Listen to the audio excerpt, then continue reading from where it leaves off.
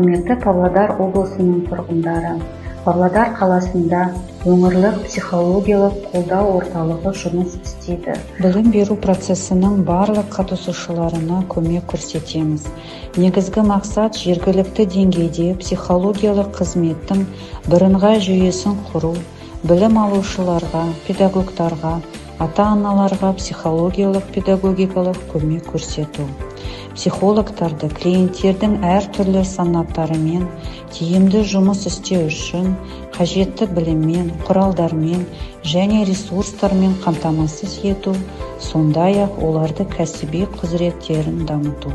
Біз психологтармен, әлеуметтік педагогтармен, директорлардың тәрбиесі жөніндегі орынбасарларымен, сынып жетекшілерімен тікелей жұмыс істейміз. Сонымен қатар, орталықта балаларға, ата-аналарға және педагогтарға арналған кеңес беру кабинеттері ашылды.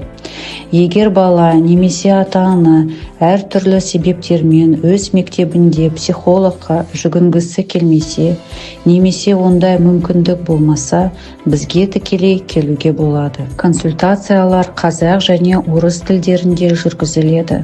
Сондай-ақ тәжірибе алмасу және өзекті мәселелерді шешу үшін кеңістік құруға көмектесетін семинарлар, тренингтер үнемі өткізіліп тұрады. Орталық сенбі және жексенбіден басқа күн сайын жұмыс істейді. Қажет болған жағдайда психологтар сенбі күндері кеңес бере алады.